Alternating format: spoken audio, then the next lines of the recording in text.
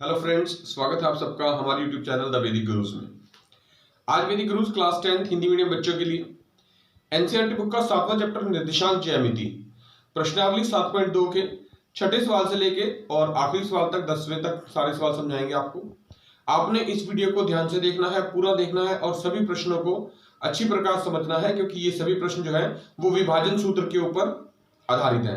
विभाजन सूत्र की कंप्लीट डेरिवेशन हमने आपको पिछले वीडियो में बताई थी, जिसका लिंक आपको डिस्क्रिप्शन बॉक्स में मिलेगा और ऊपर आई के बटन से भी आप दबाकर वो वीडियो प्राप्त कर सकते हैं। तो आइए शुरू करते हैं। देखिए प्रश्नावली 7.2 छठा प्रश्न, यदि बिंदु 1 2 4y x 6 और 3 5 चार बिंदु हैं, इसी क्रम में लेने पर एक समांतर चतुर्भुज के शीर्ष हैं। देखिए समांतर चतुर्भुज है हमारे पास, पैरेललोग्राम भी जिसको कहते हैं ABCD। समांतर चतुर्भुज के शीर्ष हैं बिंदु A के हम मान लेते हैं निर्देशांक 1 2, B के निर्देशांक 4, y, C के निर्देशांक x, 6 और बिंदु D के निर्देशांक 3, 5 है। तो हमें x और y के मान ज्ञात करने, तो ये समांतर चतुर्भुज है। समांतर चतुर्भुज का हमने जो इसके अंदर जो प्रॉपर्टी है, जो गुण है वो यूज करना है, वो क्या है? वो गुण ये है कि समांतर चतुर्भुज के जो विकर्ण होते हैं, जैसे विकर्ण है AC, एक ये विकर्ण हो गया और दूसरा विकर्ण है BD। ये दोनों विकर्ण AC और BD एक दूसरे को समद्विभाजित करते हैं। समद्विभाजित मतलब दो बराबर भागों में बांटते हैं। तो आपने लिखना है बिंदु A के निर्देशांक में लिखता हूं 1 2, B के 4y, C के निर्देशांक है x 6 और बिंदु D के निर्देशांक है 3 5। समांतर चतुर्भुज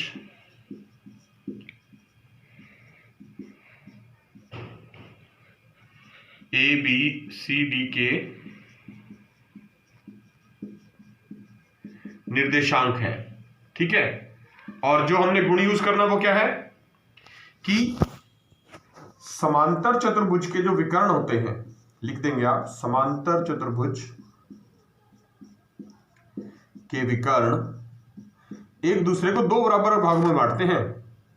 के विकर्ण हम यहां लिख देंगे,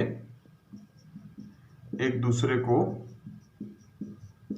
समद्विभाजित करते हैं। समद्विभाजित का मतलब होता है दो बराबर भागों में बांटना, समद्विभाजित करते हैं। और जब समद्विभाजित करेंगे तो इसका मतलब क्या होगा? इसका मतलब होगा AC के विकर्ण, AC विकर्ण लिख देते हैं यहां पर, विकर्ण AC के मध्य बिंदु मतलब मिड पॉइंट के निर्देशांक, जो बिल्कुल बीच वाला बिंदु होगा उसका, और दूसरा विकर्ण क्या था? BD के मध्य बिंदु के निर्देशांक दोनों बराबर होने चाहिए, क्योंकि मध्य बिंदु दोनों का एक ही होगा, जैसा कि हमने आकृति में दिखाया है। बिंदु O जो था वो दोनों का निर्देशांक था, तो AC के मध्य बिंदु के निर्देशांक और BD के मध्य बिंदु के निर्देशांक दोनों बराबर होने चाहिए। अब देखिए जो AC के मध्य बिंदु के निर्देशांक है, A के निर्देशांक है 1 2 और C के हैं x 6। तो मध्य बिंदु कैसे निकलता है? जो उनका x निर्देशांक होता है, जैसे A बिंदु का x निर्देशांक 1 है और बिंदु C का x निर्देशांक x है, दोनों के x निर्देशांक को जमा करेंगे और 2 से भाग, क्योंकि मध्य बिंदु निकालना है, मिड पॉइंट बीच वाला, तो 2 से भाग कर देंगे। इसी प्रकार बिंदु A का y निर्देशांक और बिंदु C का y निर्देशांक दोनों को जमा करेंगे और 2 से भाग कर देंगे, तो ये मध्य बिंदु निकल गया AC का। इसी प्रकार जब BD के मध्य बिंदु के निर्देशांक निकालने होंगे तो बिंदु B का x निर्देशांक देखेंगे पहले 4 और बिंदु D का x निर्देशांक 3, दोनों को जमा करेंगे और 2 से भाग, तो मध्य बिंदु निकल जाएगा। इसी प्रकार बिंदु B का y निर्देशांक 4 y है यहां पर और बिंदु D का y निर्देशांक 5 है, तो दोनों को जमा करेंगे, y जमा 5 बटे में 2। तो मध्य बिंदु निकालने के लिए किसी भी बिंदु के जो निर्देशांक होते हैं उनको जमा करके आप 2 से भाग कर देते हैं। तो देखिए हल करेंगे क्या आएगा, 1 जमा x बटे 2 कॉमा 6 और 2 8, 8/2 कितना होता है 4, यहां पर 4 जमा 3 7/2 और कॉमा y जमा 5/2। हमने कहा था ये दोनों निर्देशांक जो है बराबर हैं, तो जब बराबर है तो इसका मतलब क्या होगा, जो x निर्देशांक है वो x निर्देशांक के बराबर होगा, यानी 1 जमा x/2 बराबर तो 7/2 आएगा, और जो y निर्देशांक है 4 वो इस y निर्देशांक के बराबर होगा, यानी y जमा 5/2 बराबर 4 होगा। हमें x और y के मान ज्ञात करने हैं, तो देखिए यहां पर हर में 2 लिखा है, नीचे इसके बटे में, यहां भी बटे में 2 लिखा है, तो ये 2 से 2 कट जाएगा, क्या बचेगा 1 जमा x बराबर 7, यानी x बराबर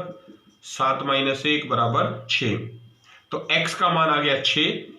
इसी प्रकार आपने y का मान निकाल देना। देखिए यहां बटे में 1 लगा के इसकी आर पार गुना कर दें तो क्या आएगा, y जमा 5 बराबर 4 गुना 2 4 दूनी 8, और y बराबर ये 5 जमा का उधर जाके माइनस हो जाएगा, 8 - 5 यानी y बराबर 3, तो x का मान 6 आ गया और y का मान 3 आ गया। अगला प्रश्न कर रहे हैं, प्रश्नावली 7.2 का लिखा है, बिंदु A के निर्देशांक ज्ञात करने हैं हमें, जहां AB जो है वो एक वृत्त का व्यास है, जिसका हमें केंद्र के निर्देशांक 2, -3 दे रखे हैं, और बिंदु B के निर्देशांक 1 4 है। तो देखिए इसको आकृति की सहायता से समझते हैं। ये एक वृत्त है, इस वृत्त का हमें AB ये व्यास दे रखा है, व्यास AB, और O इसका केंद्र है जिसके निर्देशांक है 2, -3। बिंदु B के निर्देशांक भी दे रखे हैं प्रश्न में 1, 4। हमें बिंदु A के निर्देशांक ज्ञात करने हैं, तो मान लेते हैं बिंदु A के निर्देशांक x, y है। अब हमें बताए AB क्या है, व्यास, O क्या है, इस वृत्त का केंद्र, तो इसका मतलब क्या हुआ, जो केंद्र होता है वो क्या होता है, केंद्र व्यास का मध्य बिंदु होता है। तो मैं यहीं पर लिखता हूं, देखिए केंद्र व्यास का मध्य बिंदु होता है, और हमने इसी का प्रयोग करना है, क्योंकि मध्य बिंदु का सूत्र लगाएंगे जो पिछले प्रश्न में लगाया था और आंसर आ जाएगा। देखिए तो लिखते हैं, दिया है, क्या दिया हुआ है, AB वृत्त का व्यास है। अब हम लिखेंगे, मान लीजिए बिंदु A के निर्देशांक XY है, तथा अब O क्या होगा, केंद्र O, जो वृत्त का केंद्र है O जिसके निर्देशांक है 2, -3, वो क्या होगा, वो व्यास AB का मध्य बिंदु है। मध्य बिंदु मतलब मिड पॉइंट, यानी हमने क्या करना है, AB का मध्य बिंदु निकालना है। A के निर्देशांक में XY लिख लेता हूं, B के निर्देशांक में यहां पर लिख देता हूं 1, 4। मध्य बिंदु कैसे निकालते हैं, मध्य बिंदु O, इसके निर्देशांक है 2, -3, तो मध्य बिंदु 2, -3 बराबर AB का मध्य बिंदु है, तो A के निर्देशांक मध्य बिंदु से कैसे निकलेंगे, देखिए A का x निर्देशांक x है और B का 1, तो दोनों को जमा करना है, और मैंने आपको बताया था 2 से भाग कर देते हैं जब भी मध्य बिंदु निकालते हैं। फिर y निर्देशांक के लिए A का y है और B का y निर्देशांक 4 है, तो दोनों को जमा करेंगे और 2 से भाग, तो दो मध्य बिंदु निकालने का सूत्र यही है, दोनों निर्देशांकों को जमा करना और 2 से भाग करना है। और क्योंकि मध्य बिंदु O था, उसके निर्देशांक हमें दे रखे हैं, तो हमने उसके बराबर रख दिया। अब इसकी तुलना करनी है, x निर्देशांक के बराबर आएगा, देखिए यानी x जमा 1/2 बराबर में 2 के, और बिल्कुल पहले प्रश्न की तरह कर रहे हैं, छठे प्रश्न की तरह y निर्देशांक जो है y जमा 4/2 बराबर -3, ठीक है। इसके बटे में 1 लगाएंगे, आर पार गुना कर देंगे, तो x जमा 1 बराबर 2 दूनी 4, तो यहां से x का मान आ जाएगा, ये जमा का 1 उधर जाके माइनस का बन जाएगा, 4 - 1 यानी x बराबर 3, और यहां भी बटे में 1 लगाएंगे, आर पार गुना कर देंगे, तो y जमा 4 बराबर 3 दूनी 6 होता है, तो -6 आ गया, और y बराबर प्लस का 4 उधर जाके माइनस का 4 बनेगा, -6 - 4, और y बराबर -10। तो देखिए जो बिंदु ए था जिसके निर्देशांक हमने एक्स वाई लिए थे, वो हमने एक्स और वाई का मान निकाल दिया, तो वो आ गया 3, -10। 8वां प्रश्न कर रहे हैं, लिखा है यदि ए और बी क्रमशः -2 -2 और 2 -4 है, मतलब दो बिंदु हैं ए और बी, हमें उनके निर्देशांक दे रखे हैं। तो देखिए बिंदु ए के निर्देशांक हमने लिख दिए -2, -2 और बिंदु बी के निर्देशांक लिख दिए हमने 2, -4। वो कह रहा है बिंदु P के निर्देशांक ज्ञात कीजिए। ये बिंदु P है, एक्स वाई इसके निर्देशांक हमने मान लिए हैं क्योंकि हमें ज्ञात करने हैं ये। और एक हमें प्रश्न में कंडीशन दे रखी है कि AP जो है वो 3/7 भाग है AB का, यानी 3/7 AB का हिस्सा है और P रेखाखंड AB पर स्थित है। जो बिंदु P है ये AB के ऊपर ही स्थित है कहीं पर। तो हमने यहां मान लिया बिंदु P जिसके निर्देशांक x, y है। तो देखिए हम लिखेंगे, दिया है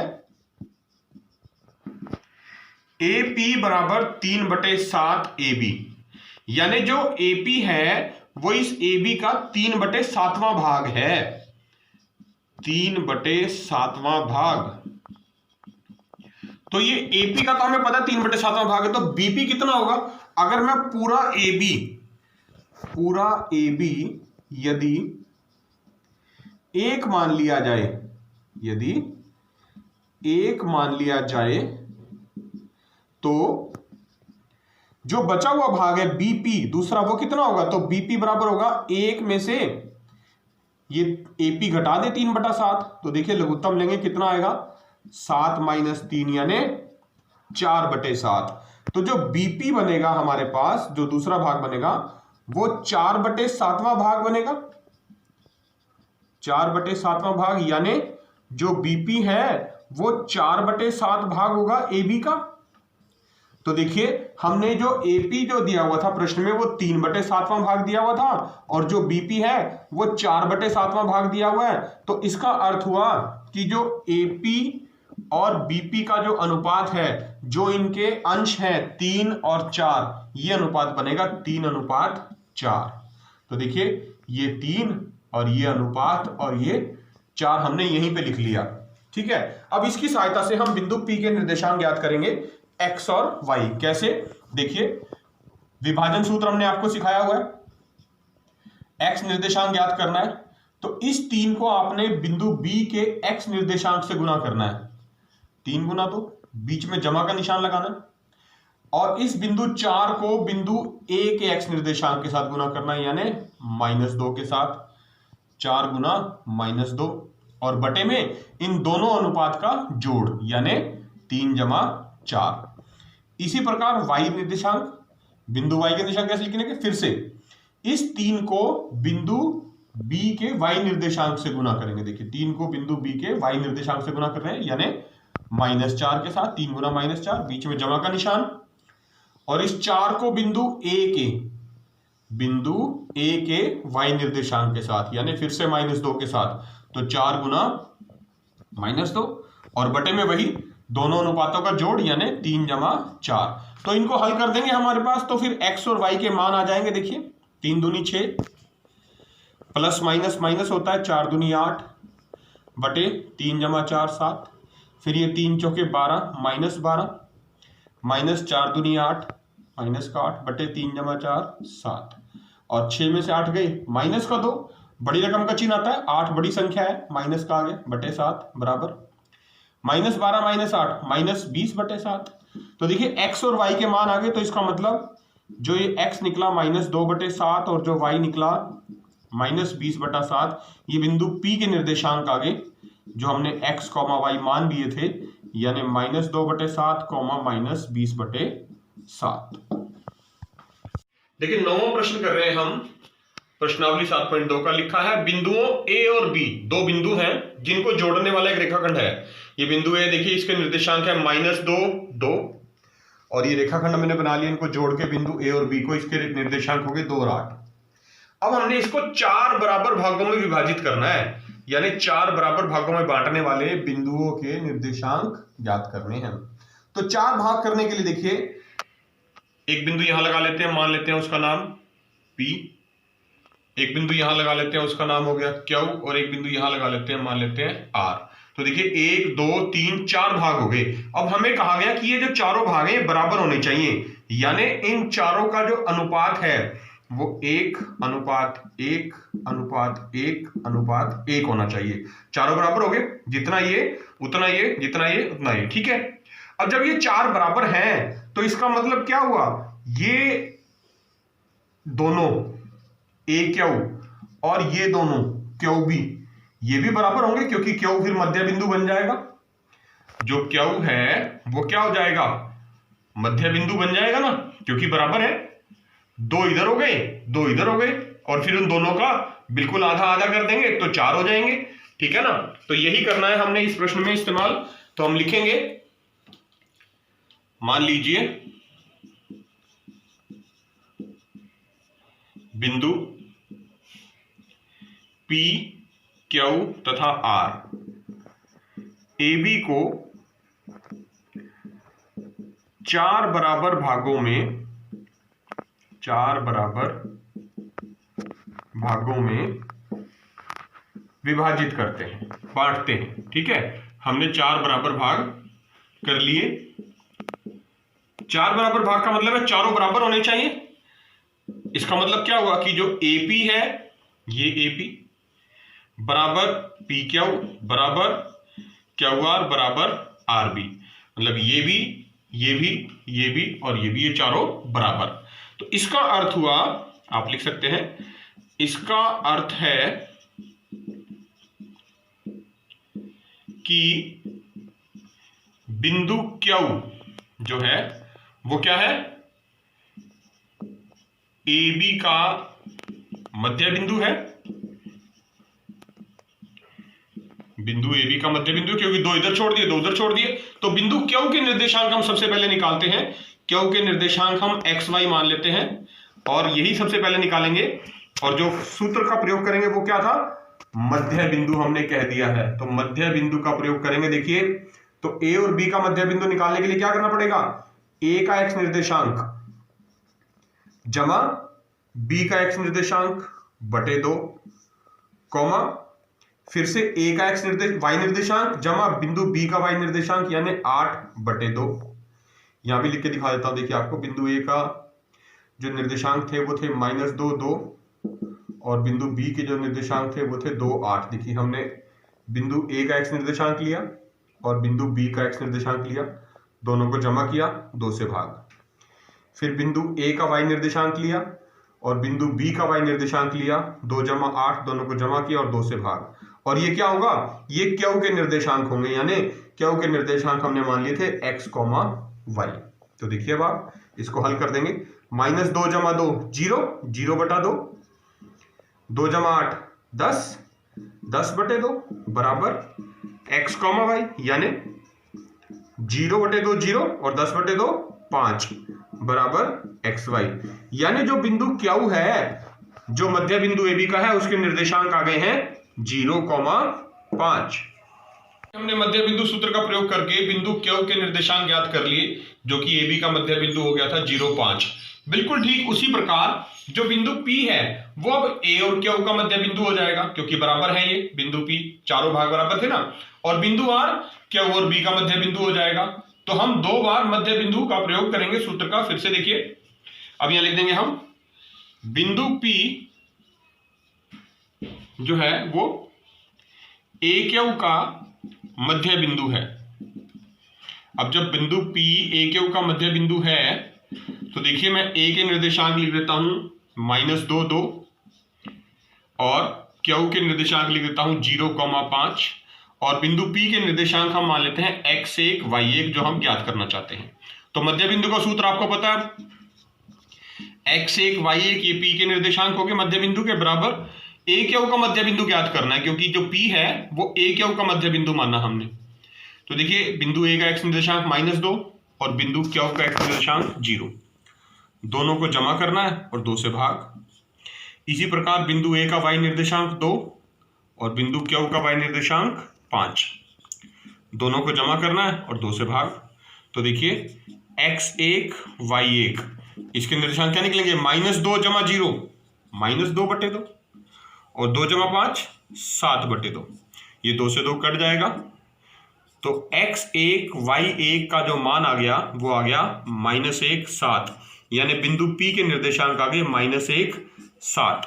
बिल्कुल ठीक इसी प्रकार जो हमारा बिंदु R है, ये देखिए आकृति में ये बिंदु R जो है ये इस Q और B का मध्य बिंदु बन जाएगा। तो आप लिख देंगे इसी प्रकार Q जो R है हमारा, जिसको हम रेखा निर्देशांक में कहते हैं x2 y2 बिंदु R जो हो गया वो QB का मध्य बिंदु है, क्योंकि चारों भाग बराबर है ना, तो इसलिए ये हमने मिड पॉइंट बना लिया है। तो मध्य बिंदु निकालने के लिए Q और B के निर्देशांक लिख लेते हैं। देखिए Q के निर्देशांक आए थे 0 5 और B के आए थे 2 8। देखिए बहुत ही आसान हो गया, 3 बार हमने मध्य बिंदु का ही सूत्र लगा के अपने तीनों बिंदुओं के निर्देशांक ज्ञात कर लिए। तो R के निर्देशांक लिख लेते हैं पहले, x2, y2 बराबर QB का मध्य बिंदु x निर्देशांक जमा x निर्देशांक 0 जमा 2/2, y निर्देशांक जमा y निर्देशांक 5 जमा 8/2। मध्य बिंदु निकालना सबसे आसान होता है, दोनों निर्देशांकों को जमा करो और 2 से भाग। तो 0 जमा 2 2 और 2/2 क्या होगा 1, 8 जमा 5 13/2। तो देखिए बिंदु Q के निर्देशांक आ गए 1, 13/2। तो इस प्रकार हमने तीनों बिंदुओं के निर्देशांक ज्ञात कर दिए जो AB को 4 बराबर भागों में बांटते थे। 10वां प्रश्न है, आखिरी प्रश्न है प्रश्नावली 7.2 का। एक समचतुर्भुज मतलब रोम्बस जिसकी चारों भुजाएं बराबर होती हैं, हमें उसका क्षेत्रफल ज्ञात करना है जिसके शीर्ष हमें दिए हुए हैं 3 0 4 5 -1 4 और -2 -1। तो देखिए आकृति की सहायता से समझते हैं। हमने ABCD एक समचतुर्भुज बना लिया। A के निर्देशांक हमें दे रखे हैं 3 0, B के 4, 5, बिंदु C के -1, 4 और बिंदु D के -2 -1। हमें इसका क्षेत्रफल ज्ञात करना है। क्षेत्रफल जो होता है समचतुर्भुज का वो क्या होता है, देखिए हम लिख लेते हैं यहां पर पहले समचतुर्भुज का क्षेत्रफल। इसका सूत्र आपको आना चाहिए, तो हमने लिख दिया है पहले समचतुर्भुज का क्षेत्रफल। क्या फार्मूला होता है, जो भी क्षेत्रफल हमें निकालना होता है उसका आयत का हो या वर्ग का हो या समचतुर्भुज का, उसका सूत्र हमें पता होना बहुत जरूरी है। तो समचतुर्भुज का जो क्षेत्रफल होता है वो होता है 1/2 गुना जो विकर्ण होते हैं उसके उन विकर्णों का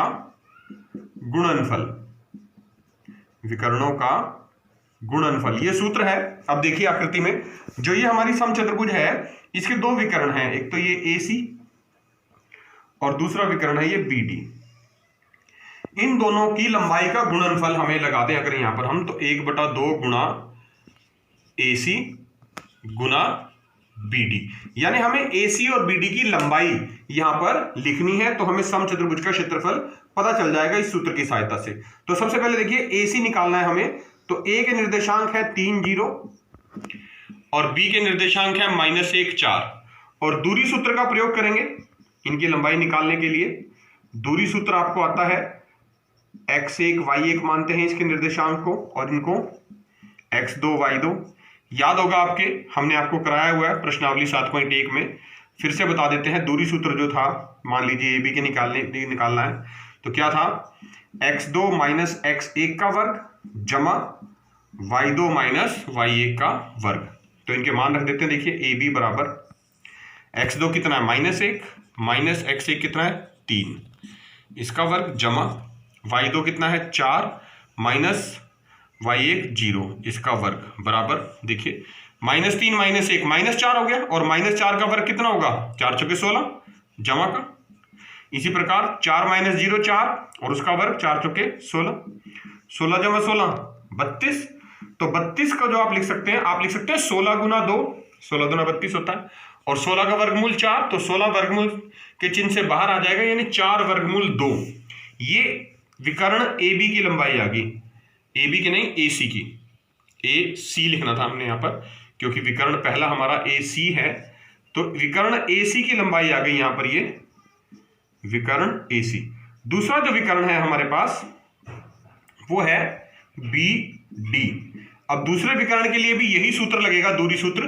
तो विकर्ण BD के निर्देशांक देखिए 4 5 और -2 -1 है, यानी अगर मैं इसको मान लूं x1 y1 और इसको मान लूं x2 y2, तो देखिए दूरी सूत्र लगा रहे हैं x2 -x1 यानी -2 -4 इसका वर्ग। यहां देखिए ये -2 है x2, ये 4 है x1, तो -2 -4 उसका वर्ग कर दिया हमने, जमा का निशान। फिर y निर्देशांक के लिए -1 -5 इसका वर्ग बराबर, देखते हैं वर्गमूल। -4 -2 कितना होगा, -6, और -6 का वर्ग, -6 गुना -6 6 6 36 जमा का, और -5 -1 ये भी -6 और -6 का वर्ग फिर से 36, और 36 जमा 36 कितना होता है 72। तो इस 72 को भी आप लिख सकते हैं 36 गुना 2। 36 का वर्गमूल 6 होता है, तो 36 का जो वर्गमूल है 6, वो वर्गमूल चिन्ह से बाहर आ जाएगा, तो 6 वर्गमूल 2 बन जाएगा। तो हम लिख देंगे जो हमें ज्ञात करने के लिए कहा गया था प्रश्न में, समचतुर्भुज ABCD का क्षेत्रफल, वो क्षेत्रफल हमने ज्ञात कर लिया है। उसके लिए जो सूत्र है वो है 1/2 गुणा विकर्णों की लंबाई, विकर्ण थे AC गुना BD, तो देखिए 1/2 गुना AC विकर्ण है 4 वर्गमूल 2 और BD विकर्ण है 6 वर्गमूल 2, तो इनको गुना करना है। देखिए क्या आएगा, 1/2 गुना 4 गुना 6 24, और वर्गमूल 2 गुना होंगे तो 2, तो 2 से 2 कट गया, देखिए कितना आ गया 24 वर्ग इकाई जो है वो समचतुर्भुज का क्षेत्रफल आ जाएगा। तो बच्चों इसी के साथ आज हमारी प्रश्नावली 7.2 कंप्लीट हो जाती है। हमने क्वेश्चन नंबर 6 से लेकर 10 तक सभी सवालों के हल कर लिए हैं, और विभाजन सूत्र का जो प्रयोग किया या दूरी सूत्र का जो प्रयोग किया आपने बड़े ध्यान से समझना है। सभी क्वेश्चंस को बार बार करना है, वीडियो पूरा देखना है, लाइक जरूर करें और इनकी लिखकर प्रैक्टिस जरूर करनी है। सबसे जरूरी बात, आपने घर से बाहर नहीं जाना है, अपने घर में रहें, सेफ रहें, स्वस्थ रहें, सुरक्षित रहें, अपना ध्यान रखें। और अगर अभी तक आपने हमारा चैनल द वैदिक गुरुज यूट्यूब से सब्सक्राइब नहीं किया है तो अभी सब्सक्राइब करें और बेल आइकन बटन जरूर दबाएं और अपने दोस्तों से भी करवाएं। वैदिक गुरुज आपसे यही रिक्वेस्ट करते हैं, आप अपने घर में बने रहें, खूब मन लगा के पढ़िए, जुड़े रहिए वैदिक गुरुज के साथ। हम बहुत जल्द नए प्रश्नों के साथ फिर मिलेंगे, तब तक के लिए अपना ध्यान रखिए। Thank you.